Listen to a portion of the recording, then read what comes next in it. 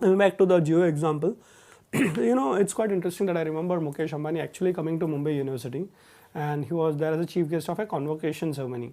And he said something, and when he said this, it was actually for me a very different outlook of a businessman. He said, till now we were focusing on oil, OIL, because Reliance is petroleum and that's their major cash cow, or cash flow comes from oil, the petroleum part of it. But then today he said data is the next oil. So what is actually, it's not internet, it's data. And I know people who actually told me this, who are YouTubers. When I say YouTubers, not like you, the people who run the background, they had to actually have bigger server farms. Because the consumption of India has gone 10 times bigger. Then say, kahan se aa raha hai? I mean, suddenly, why are Indians watching so much YouTube? And they say there is an impact of Jio on that. So what actually made is that Jio got everybody into a different platform and saying that data chahiye, le, free mein le, tera number mere ko de de, whatever it is. And believe me, the world cannot exist without Indian data. Because you're talking 1/6 of the billion people here. And today with a Google or a Facebook or maybe a Twitter or Instagram, they're all having offices in India, right? I mean, LinkedIn cannot exist without India, even though it's an American company. And looking at the culture today, maybe the Prime Minister is promoting it, the government infrastructure, please ride on the wave.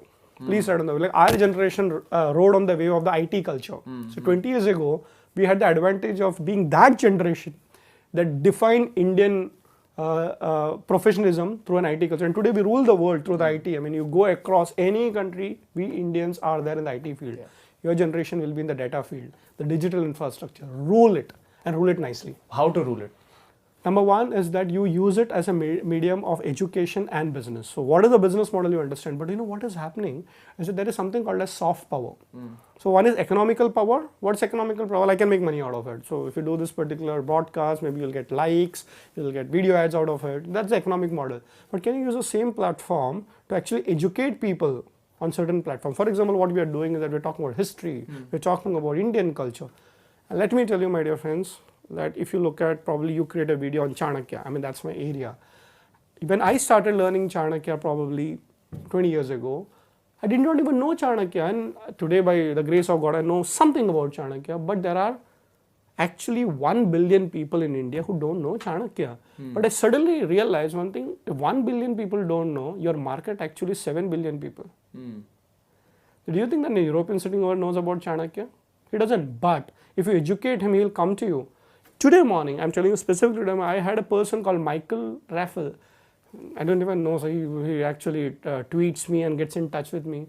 For the last 1 year, this guy has been following me. And for me, I never actually did a background research of who Michael is. And then he writes me a long mail and says he's actually an European trying to find his identity.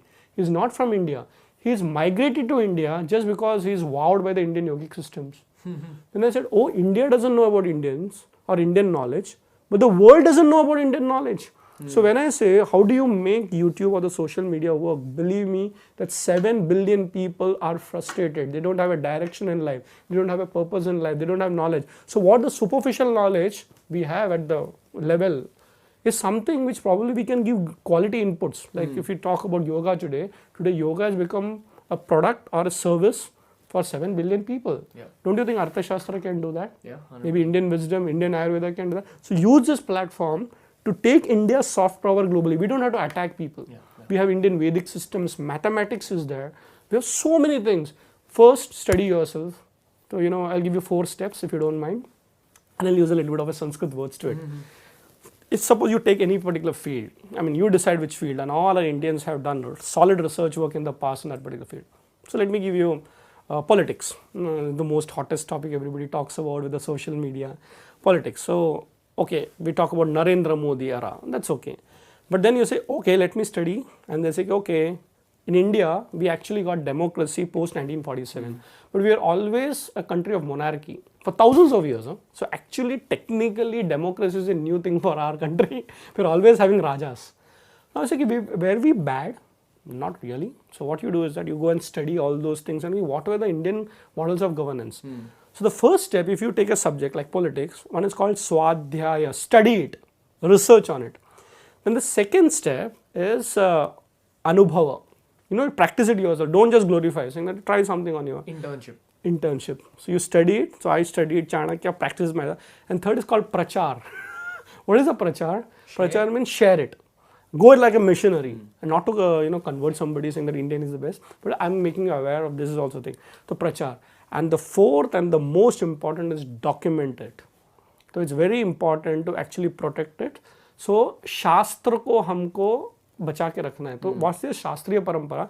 Learn it, practice it, promote it, document it.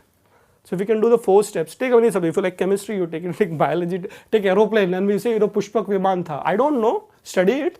Take a protocol. Go into IIT. Make a model out of it. And actually, this is an Indian model of aeroplane. Probably you will get some mathematics. Take a Pythagoras theorem. Take a gravitational theory. You decide. Natya Shastra, Artha Shastra, Kama Sutra. You decide what you want, and then you experiment it, and you're perfect. And then finally, you'll find everything is spiritual. See, finally, the beauty of India is that whatever subject you take, finally you will come to godhood. Which country in this particular world has given every knowledge finally reaches you to the supreme, which the Westerners have called as self-actualization? Use social media for that.